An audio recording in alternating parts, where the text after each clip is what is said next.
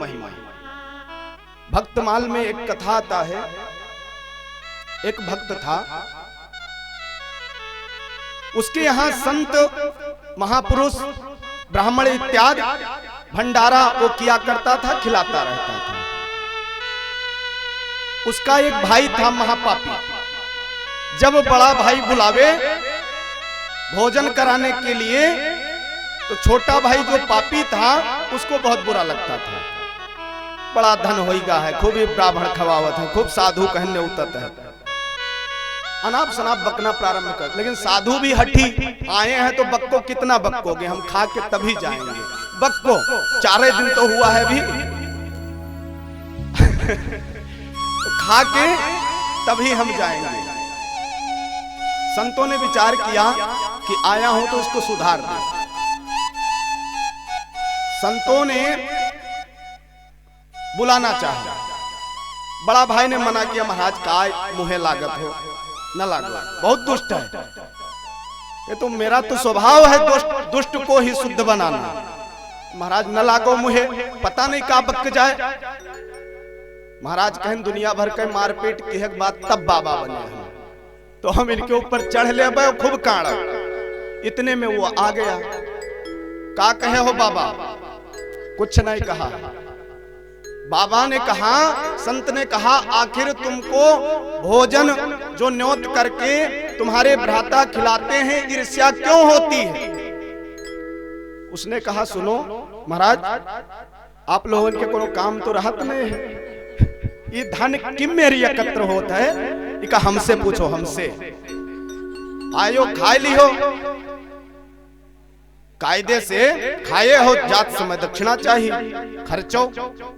लेकिन ये धन खूब परिश्रम करने के बाद तब एकत्र होता है। ये हमारे बड़े भाई हैं मूर्ख, जो ये रोजे न्योता देते हैं सबका।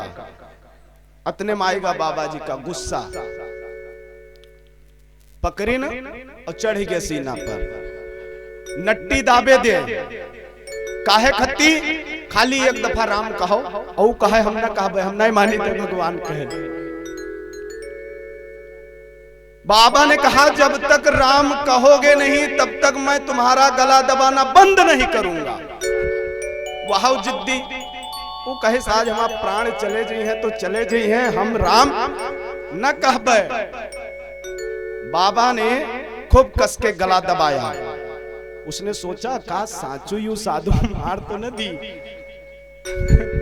कह दियो एक दफा राम, प्राण तो बचे। उसने कहा, ठीक है राम। संत ने तुरंत गला छोड़ दिया।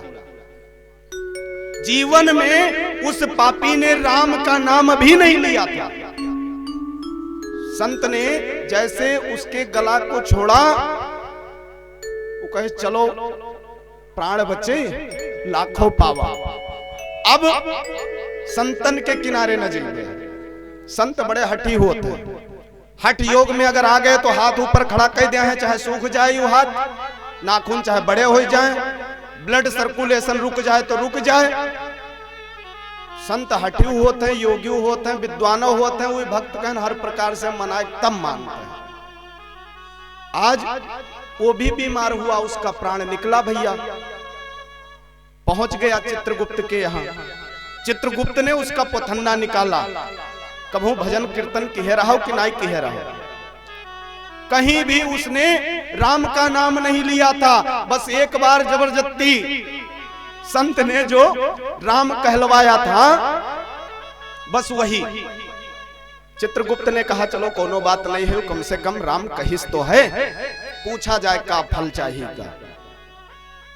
चित्रगुप्त ने कहा, ये बताओ, कुभाव से तुमने राम तो कहा है, लेकिन इसका फल बहुत बड़ा है, कहीं ना है फल बड़ा है तो हम देखा चाहिए फल है किन में। अरे मूर्ख तो मूर्ख। उसने कहा कि मैं जानना चाहता हूं कि एक बार मैंने कुभाव से जो राम कहा उसकी महिमा कितनी है। चित्रगुप्त ने कहा, क्या चाहिए तुमको बताओ, जो चाहोगे वो मिलेगा। उसने कहा, हमें अब कुछ न चाहिए, हम बस राम से मिला चाहते हैं। अगर एक बार हम राम कहा है और वहां इतना बड़ा पुण्य है, प्रताप है, तो फल स्वरूप हमको चाहिए कुछ नहीं, बस एक बार जिनका यू नाम है उनसे मिला दो। चित्रगुप्त ने सोचा प्रभु से मिलवा दो तो कैसे मिलवाऊं, आदेश लेना पड़ेगा। प्रभु के पास चित्रगुप्त महाराज पहुंचते हैं। महाराज साकेत धाम में जब पहुंचे तो भगवान सिंहासनासीन चित्रगुप्त ने कहा, प्रभु आपका एक हठी भक्त आया है, जीवन में कभी प्रेम से आपके नाम ना लिख रहा है, लेकिन वो कई इच्छा यूं है कि आपसे वो मिला चाहता है।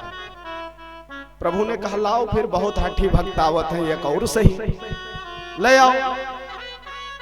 उसको पास में जब चित्रगुप्त महाराज लेकर गए प्रभु श्री राम के दरबार में, प्रभु राम से उसने प्रश्न किया, प्रभु मैं इसलिए आया हूं, मैं जानना चाहता हूं कि राम की महिमा क्या है, राम के नाम की महिमा क्या है। जब उसने ऐसा कहा, प्रभु ने विचार किया कि मैं इसको क्या समझाऊं। प्रेम से बुलाया, पुत्र आओ मेरे गोदी में बैठो, गोदी में बिठाया। फिर उसने कहा, प्रभु आप कृष्ण बने रहो, छलिया रहो, हमें छलो ना गोदी वोदी में बैठाए, हम जो पूछे थे उसका जवाब दो। प्रभु ने कहा, भक्त तुमने जो कुभाव से राम का नाम लिया उसकी इतनी बड़ी महिमा है कि तू आज साक्षात प्रभु श्री राम के गोदी में बैठा है, और अगर तू भाव से मेरा नाम लिया होता तो आज पता नहीं कहां होता। इस प्रकार भगवान नाम की महिमा गाई गई है। प्रेम से बोलिए राघवेंद्र सरकार की। गोस्वामी तुलसीदास जी वैसे ना लिख दिन है, भाव को भाव अलख आलस हूं, चाहे जस ले हो। अब भोजन चाहे दाहिने हाथ से खाई हो तो पेट भरी, बाएं हाथ से खाई हो तो पेट भरी, चिम्मच से खाई हो तो पेट भरी, चिमचस खाई हो तो पेट भरी, पातिस खाई हो तो पेट भरी, पेटवा जरूर भरी। तो ऐसे भगवान नाम है, जो आप पूंजी जमा करोगे उसका फल अवश्य मिलेगा, निश्चित रूप से मिलेगा। इसलिए भक्तों भगवान का नाम लिया करो, किसी भी स्थिति में रहो, कैसे भी रहो, भगवान की कहीं भी कथा हो, प्रेम पूर्वक कथा सुनो, भगवान का कीर्तन करो, मनन करो, भजन करते हुए अपने जीवन को कृत्य बनाओ, क्योंकि ये मनुष्य शरीर दोबारा मिलने वाला नहीं है। एक बार भगवान से हो ही गई गलती, यूं गलती भगवान दोबारा न करी है। भूल से कहूं पठाई दी, लेकिन पठाई के बाद उन्होंने पछतात हुई है, कहां पठाई दी ने का गवा सब भूलेगा।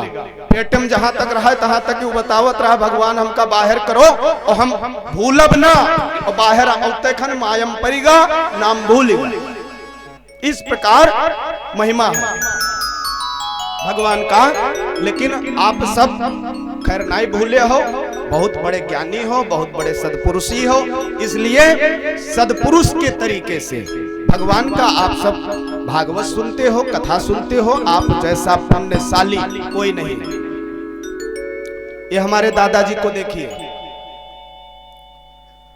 कहीं भी कथा होता है या फिर अगर नजदीक कहीं है तो चाहे 10 मिनट के समय निकली है, कुछ भी है वो हमारे लिए वो श्रेष्ठ है।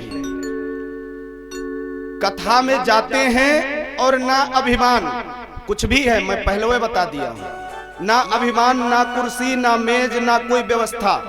जब भी मैं देखा हूं नीचे बैठ करके प्रेम के साथ, कितनी भी पवित्र धोती पहन कर आए हों, कितना भी साफ वस्त्र रहा हो, लेकिन सबके बीच में बैठ करके कथा सुनते। कथा ऐसे श्रवण किया जाता है। कथा से कभी तृप्ति नहीं होती। अगर तृप्ति हो गया जिस भक्त का, फिर वो भक्त ही नहीं है। कथा एक ऐसा चरित्र है भगवान का, भगवान के चरित्र से कभी ये हृदय भरता नहीं। वही कथा बार बार सुनते रहो, बार बार सुनते रहो, फिर भी सुनने की इच्छा रहती है।